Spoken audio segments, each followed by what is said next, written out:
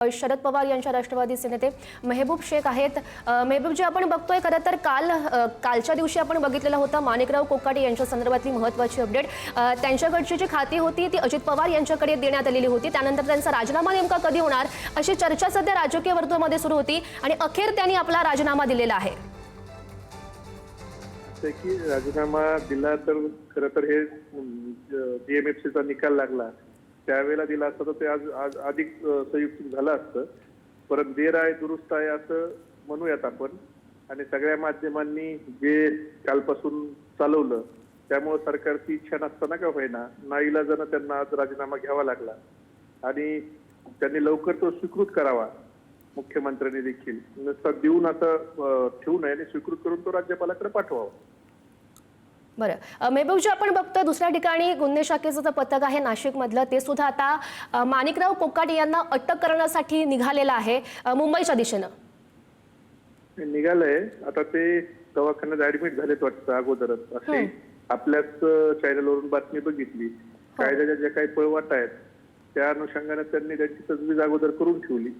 पण मला खात्री आहे की आम्हाला एक अपेक्षा आहे की जसा सुनील केदारांच्या बाबतीत झालं जसं राहुल गांधींच्या बाबतीत झालं तर आता हे अटक आणि राजीनामा पुरतं न थांबतं त्यांच्या आमदारकी देखील रद्द करायची तत्परता ही सरकारनं दाखवली पाहिजे। जी तत्परता राहुल गांधीच्या प्रकरणात जी तत्परता सुनील केदारांच्या प्रकरणात दाखवली आणि सुनील केदारांना तर अगदी न्यायालयातच अटक केलं होतं, तिथंच त्यांना अरेस्ट केलं होतं। तर ती तत्परता आता इथं तरी दाखवावी। 2 दिवस झालेत निकाल लागून आमदारकी देखील रद्द करायचं पत्र राहुल नार्वेकरांनी आतापर्यंत काढायला पाहिजे होतं। दुर्दैवानं ते अजून त्यांनी काढलेलं नाही। बरोबर मेहबूबजी, आपण बघतोय खरं तर त्यांनी राजीनामा दिलेला आहे। त्यांच्याकडची खाती सुद्धा जी होती ती वर्ग करण्यात आली आहे। आता खरं तर आमदारकीवर त्यांची टांगती तलवार दिसते।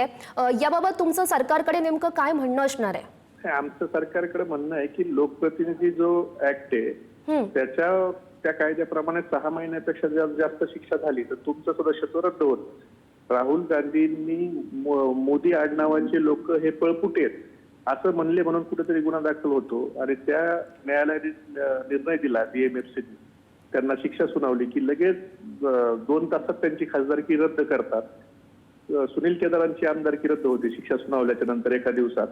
मग माणिकराव कोकाटेंना देखील शिक्षा सुनावलेली आहे कोर्टानं, त्यांची आमदारकी आता रद्द व्हायला पाहिजे होती। 48 तास उलटून गेले, त्यांना शिक्षा सुनावून जिल्हा न्यायालयाने सुनावली, याच्या अगोदर DMFCने सुनावली। मग जी तत्परता राहुल गांधी साहेबांच्या आणि सुनील केदारांच्या प्रकरणात दाखवली आमदारकी रद्द करायची ती तत्परता माणिकराव कोकाटेंच्या प्रकरणात का दाखवत नाही? बरोबर, मुळात त्यांनी राजीनामा दिला हा काय त्यांच्यावर दोषच सिद्ध झालाय ना। त्यांच्या आमदारकीचा प्रश्न आहे, मूळ ते आमदार व्हायला आता अपात्र आहेत, त्यांची आमदारकी रद्द करायला पाहिजे तो निर्णय होणं खरं अपेक्षित आहे। पण तो निर्णय दुर्दैवानं अद्यापपर्यंत राहुल नार्वेकर जे कायदेतज्ञ आहेत त्यांना अजून तेवढा वेळ भेटला नाही त्यांची आमदारकी रद्द करायची, तर तो वेळ त्यांना सुनील केदारांच्या प्रकरणात भेटला। नक्कीच मेहबूबजी, तुमचा मुद्दा आमच्यापर्यंत पोहोचलाय। धन्यवाद दिलेल्या सविस्तर प्रतिक्रियेसाठी। तर आपण बघितलं राष्ट्रवादीचे प्रवक्ते मेहबूब शेख आपल्याशी जोडले गेलेले होते। त्यांची आमदारकी रद्द आता व्हावी अशी मागणी त्यांच्याकडून केली जाते।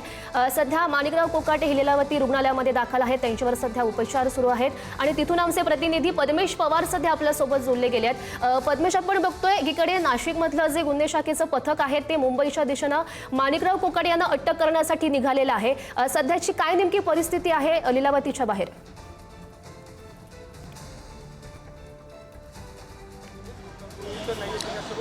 गौरी, माणिकराव कोकाटे हे लीलावती जे हॉस्पिटल त्यामध्ये ॲडमिट आहे आणि आत्ताच 10 मिनिटापूर्वी त्यांचे काही जे कार्यकर्ते आणि जावई देखील या हॉस्पिटलमध्ये आले आहेत आणि ते देखील आता माणिकराव कोकाटे यांची विचारपूस करण्यासाठी आले आहेत आणि इथे मोठ्या प्रमाणात जो पोलिसांचा बंदोबस्त आहे ते देखील आता लावण्यात आलेला आहे आणि कोणत्याही क्षणी जवळपास जे नाशिकमधून निघालेले जे पथक आहे ते इथे पोहोचेल आणि डॉक्टरांशी चर्चा करते आणि त्यानंतरची जी पुढची भूमिका आहे ती नाशिकचे जे पोलीस आहेत ते घेतील।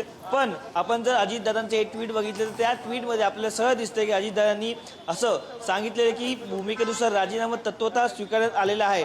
त्यामुळे पाहायला महत्त्वाचं असणार आहे की आजच जे माणिकराव कोकाटे यांना अटक होते का पुढची सिच्युएशन काय असेल। कारण आपण जर पाहिलं तर जवळपास 2 दिवसापासून जे माणिकराव कोकाटे ते याच लीलावती हॉस्पिटलमध्ये ॲडमिट आहेत आणि त्यांच्यावरती ट्रीटमेंट देखील चालू आहे. त्यामुळे आता पाहायला महत्त्वाचं असणार आहे की थोड्याच वेळात जे नाशिकचं जे पथक येईल ते आतमध्ये डायरेक्ट थेट डॉक्टरांशी भेटतील, त्यांच्याशी चर्चा करतील आणि पुढचं पाऊल काय ते उचलतील.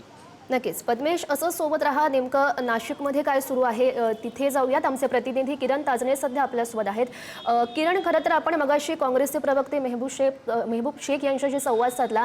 त्यांचं म्हणणं खरं तर या सगळ्या संदर्भात होतं की सरकारनं उशीर केलाय त्यांना खरं तर राजीनामा घेण्यास, मात्र त्यांची आता आमदारकी रद्द व्हावी, आमदारकी जावी असं त्यांचं म्हणणं आहे. या संदर्भात अधिकच्या अपडेट्स.